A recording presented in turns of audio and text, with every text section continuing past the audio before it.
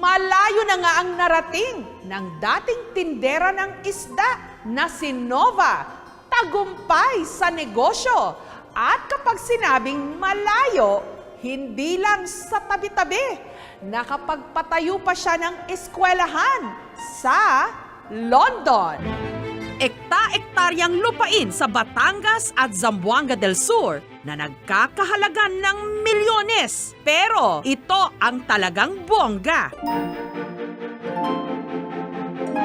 Magarang bahay at eskwelahan sa London. Lahat ng ito, believe it or not, pagmamay-ari ng isang tindera ng isda noon. Pakinggan ang istorya ng tagumpay ng ating kababayang si Nova Teves Fosgard.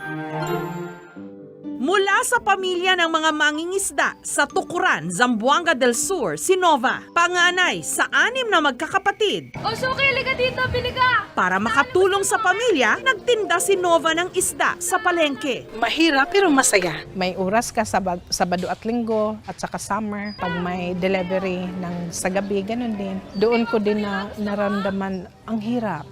Nyari si wala kang pera. Pero noon pa man, alam na raw niyang edukasyon lang ang maghahango sa kanila sa kahirapan. Nagsumikap ako na mag-aral talaga na ayaw mo sa ganyan na buhay. Talagang strive ako. Ngunit dahil kapos ang kanilang pamilya, pumasok na kasambahay si Nova sa kanyang lola at tita. Ang kanyang sweldo, libreng tuition fee. Pinagsabay niya ang pagtatrabaho bilang kasambahay at ang pag-aaral. Education talaga ay talagang puhunan mo sa sarili mo yan. Talagang sumikap ako na I want to be like them. Pagka-graduate ng high school, nakakuha siya ng scholarship sa Central Mindanao University. Pero pinatigil siya sa pag-aaral. Maraming struggle. Yung sa Iligan, I studied there for 6 months. Pagkatapos, pinahinto nila ako sa pag-aaral ng dahil may nakita sila na may kadate ako na lalaki. Very stricto talaga sila. Hanggang binigyan siya ng isa pang pagkakataon, bagay na hindi niya sinayang. Taong 1992, nakapagtapos siya ng kursong accountancy. Pero si Nova, hindi pumasa sa board exam. Dalawa kasi yung hiningi ko sa Panginoon. Yung makapasa at saka yung mag-abroad. After a month, may natanggap ako na failure pagkatapos success doon, yung papuntang abroad. Siguro, I call it destiny kasi yung pag-abroad is malaki yung sahod. Ang dream ko na talagang mga kapatid ko, ayaw ko na madaanan nila yung nadaanan ko.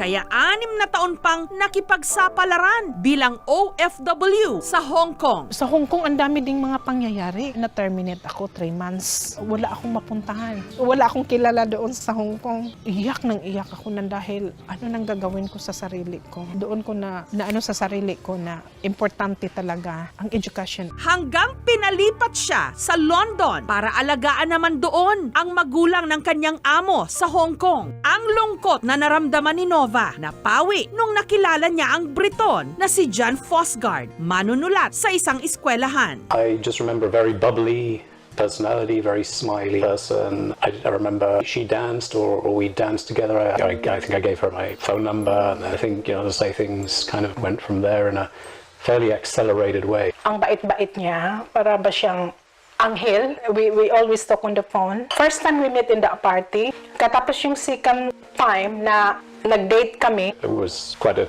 two-way thing. I mean, at that time I was studying. Well, I was, I had my own house. What I remember is, for example, Nova paying for our dinner. Wala kaming away, gano'n. Parang instinct na siya na talaga yung maasawa ko. Pero yung time na nag-aral siya ng postgraduate niya sa writing, pagkatapos we are in relationship with that time na nabuntis na ako. Paglilinaw ni Nova, hindi ang pagpapakasal kay John ang dahilan kung bakit siya umasenso. Katunayan, nung una, hindi raw naging maginhawa ang kanilang buhay mag-asawa. Hanggang taong 2007, isang oportunidad ang dumating sa kanila. Yung asawa ko nag-apply ng teaching job to teach English for the foreign student. So sa pagturo niya, inalok siya ng may-ari kung gusto niyang bibilhin yung school. Ang tinutukoy na eskwelahan, ang Pearly Language College, eskwelahan sa London na nagtuturo ng Ingles. Ang mag-asawang Nova at Jan, interesadong mabili ito. Yun nga lang, wala raw silang sapat na pera noon. Kaya nagbenta sila ng kanilang mga ari-arian at nangutang pa. Yung bahay namin yata ito, 2 bahay, ni-remortgage namin. Kasi there's no accreditation, isa lang estudyante dati. Kasi magre-retired nga yung may-ari, wala na silang interest na ipatuloy. Nung napasa kanila ang eskwelahan, ang problema, hindi naman daw nila alam kung paano ito patakbuhin. Doon, nag-hire kami ng mga expert.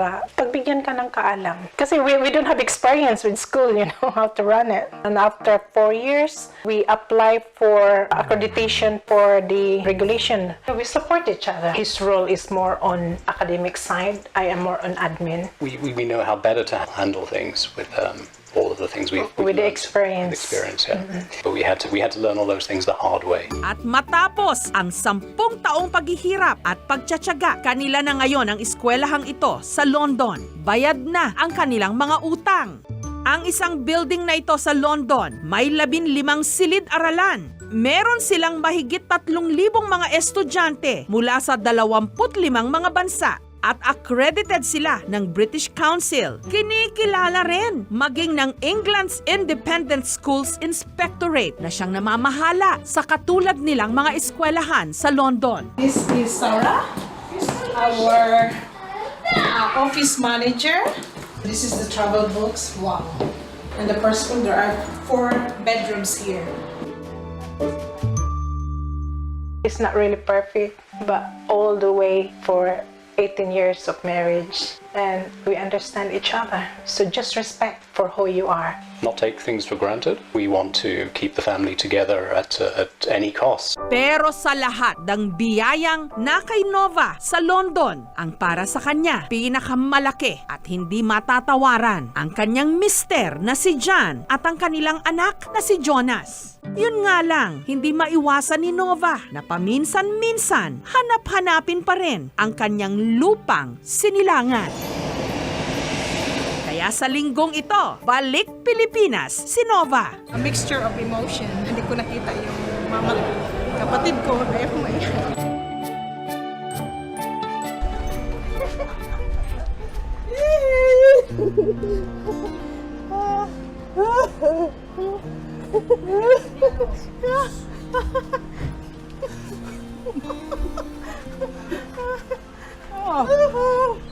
Unsa?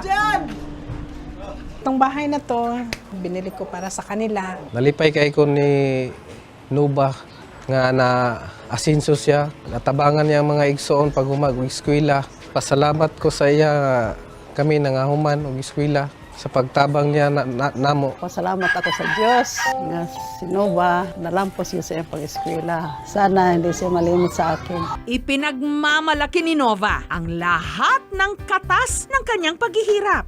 Ang lupa sa Pagadian City. Pati na ang 4 na ektaryang lupaing ito sa Sitio Kamanga. Meron din siyang 1 ektaryang lupain sa Pagadian City na may mga tanim na nyog at saging. Naalaala ko yung nakahiga kami, yung bata pa kami, nakatingin sa bituin. Pagkatapos pag yung bituin nahuhulog, mag-ano ka ng mga wish mo. Sana isang araw maging Rhina ako. I never think na ma-reach ko yung dreams ko na ito. Pero dahil hindi nalilimutan ni Nova ang kanyang pinagmulan, sa araw na ito, babalik siya sa lugar kung saan nagsimula siyang mangarap. Walang iba kundi sa palengke. Maganda, parang malinis na siya. Ganito ginawa namin. Oo. And then you have to take this out. See? I know how to do it. First cousin kami, dito siya pinanganak. Yun ang hanap buhay namin. Ito yung kung saan ako nangingisda. Every morning, yung mga boat na yan, may mga klasik-klasing isda. Pagkatapos, bubuhatin ko yan, papunta doon, titimbangin. Oh, mabigat, super. Talaga, tingnan mo naman yung muscle na yan. At dahil malaki rin ang utang na loob na tinatanaw ni Nova sa eskwelahan, meron siya inihandang sorpresa. Nandito ako para mamigay ng para sa mga bata. Kasi talagang I'm very passionate about education, especially children. Maayong hapon! Oy! That's nice. Hala, malipayon lagi mo ay.